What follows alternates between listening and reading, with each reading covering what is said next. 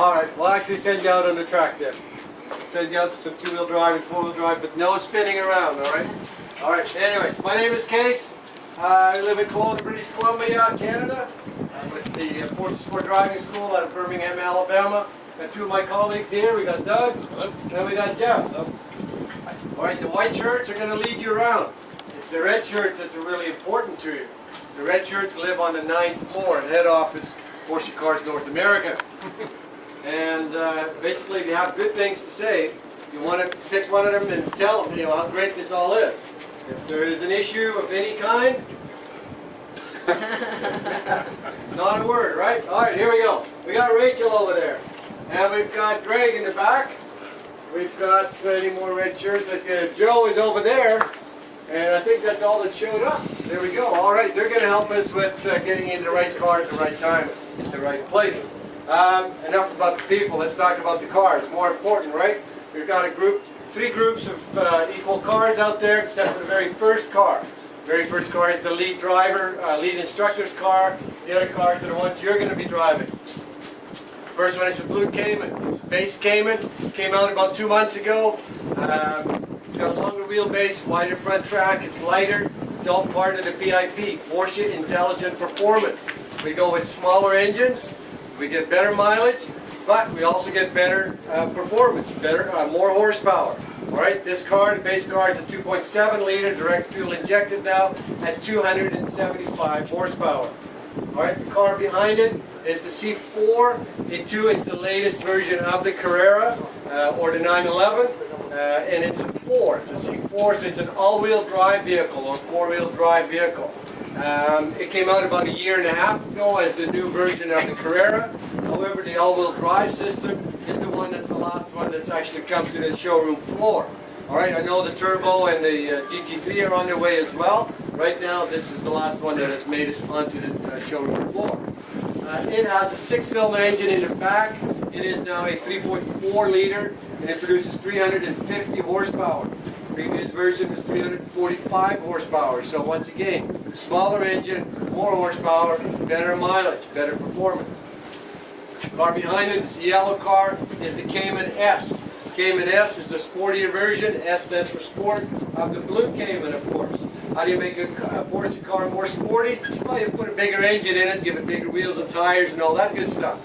So we put a 3.4 liter engine in that car, and it produces 325 horsepower, so 50 more than the base car. All right, car behind it is the red car. It's the C4S. It's the Carrera 4 all-wheel drive S Sporty. So we got the bigger motor, 3.8 liter motor, producing 400 horsepower. All right, all of these cars are equipped with the PDK. Of course, before you came up this afternoon, you all studied to see what PDK actually stood for, right? And what does it stand for? Double clutch. Porsche Double. It's easy in English. It's pretty darn quick. And in Canadian, I'm from Canada. I can get away with the K and the Q, so don't get me on that one. All right. So, all right, good enough. So actually in German they make it this long word, Porsche Doppelkupplungsgetriebe, or something close to that. Anyway, it is about 2 manual transmissions. One with odd gears, one with even gears, 2 clutches, and it just clutches, it shifts between the 2 transmissions. It sounds like a complicated job, so we called in a Porsche computer, installed it, and we let it do all the shifting and thinking for us. All we need to do is grab the gear shift, push the button on the very top, pull it all the way back into D for drive, and let the computer do the rest. They will pick the right gear at the right time at the right place. With the PDK comes a sport button, always standard.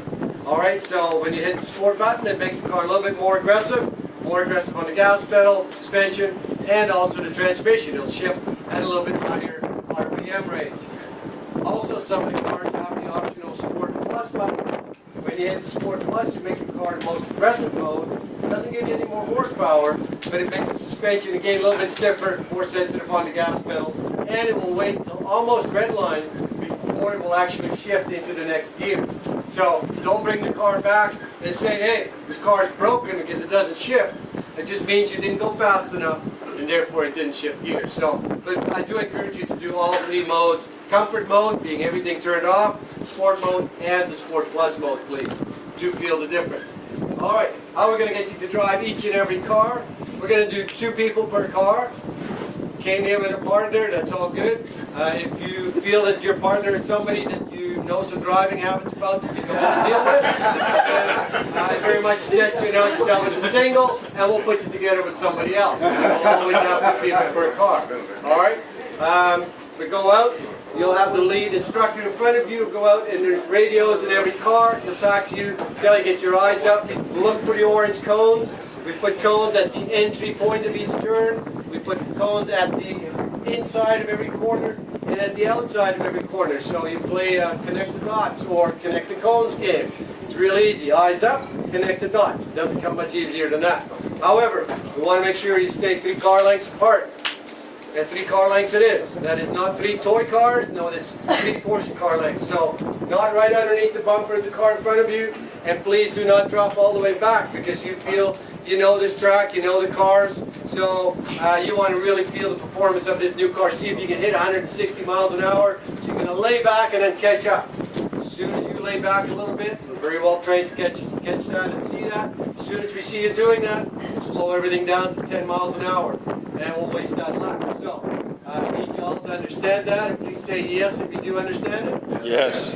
You signed the contract, the verbal contract, to go together, stay together, and come back together. We'll start out slow, and then we'll pick up our speed. So don't get discouraged right away. We'll pick up our speed and end up going pretty quick.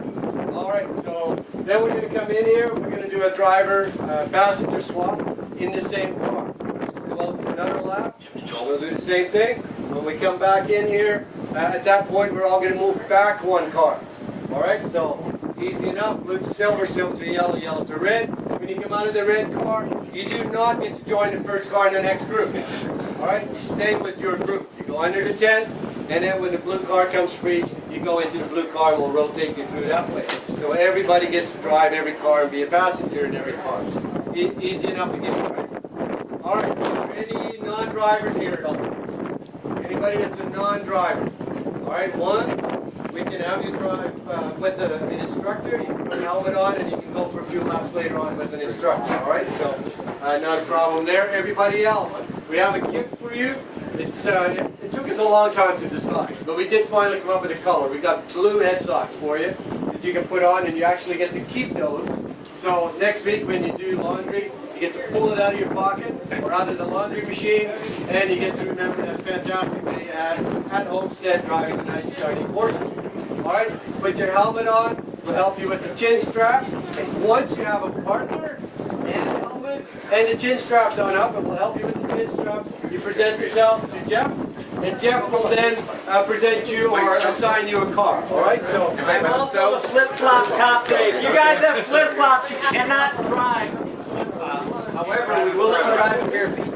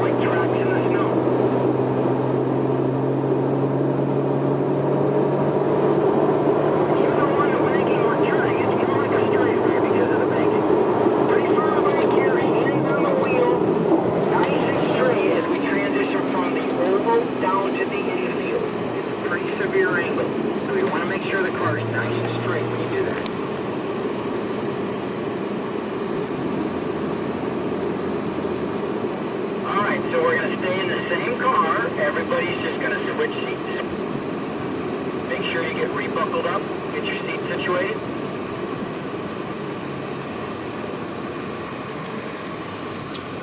As far as you can. Very difficult to do, but it really will help. Yeah, there should be a timer going there more. Right. Yep.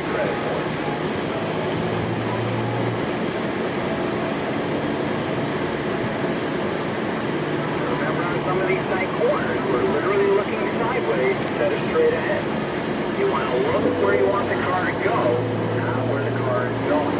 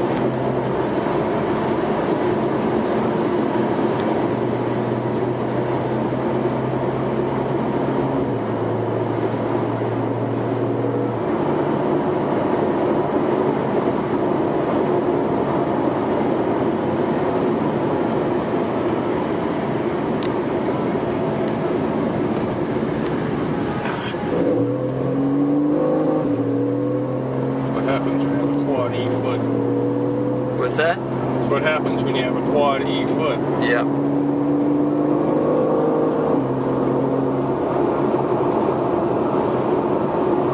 Everybody stay in line now. Follow each other like tracks on the snow guy. All over the track.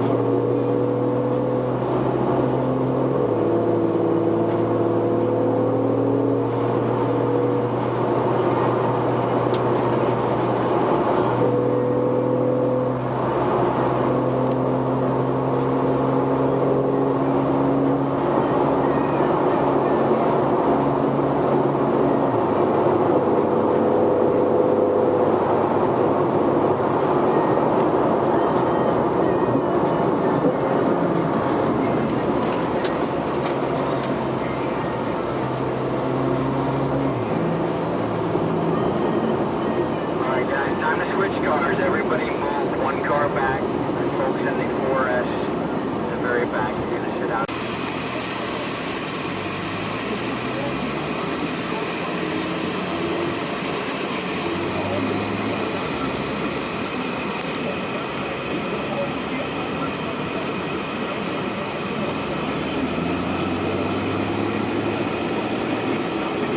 Alright guys, we all got a couple laps under our belt now. We're trying to pick up the pace.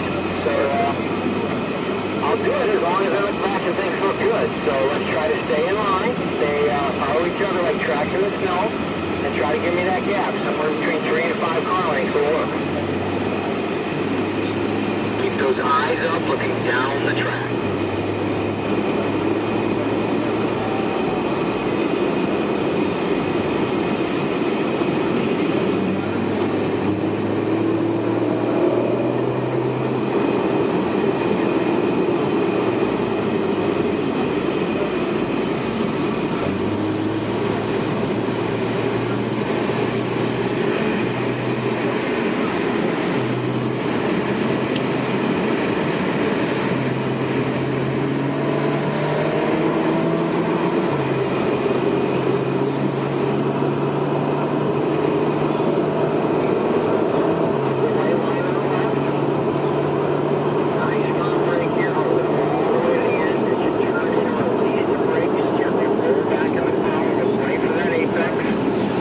Go a little wider for the apex.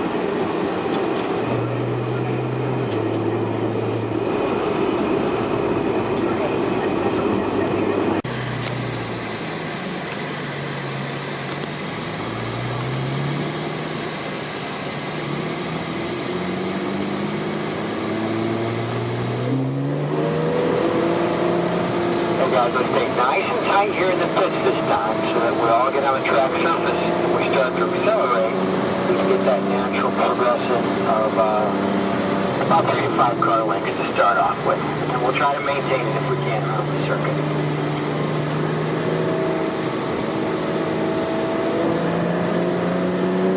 Okay, everybody on the gas here.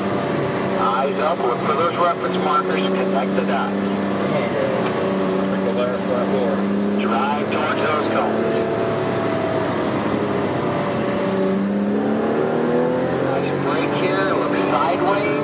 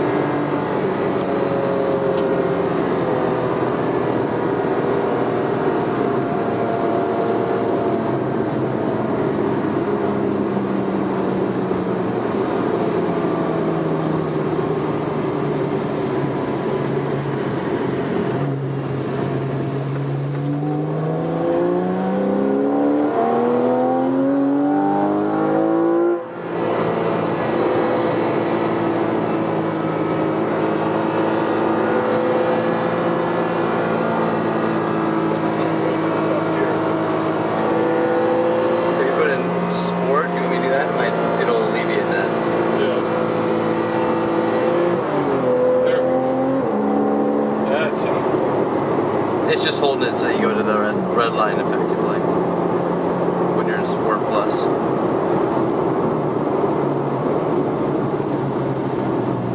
Alright gang, time to jump out and move one car back.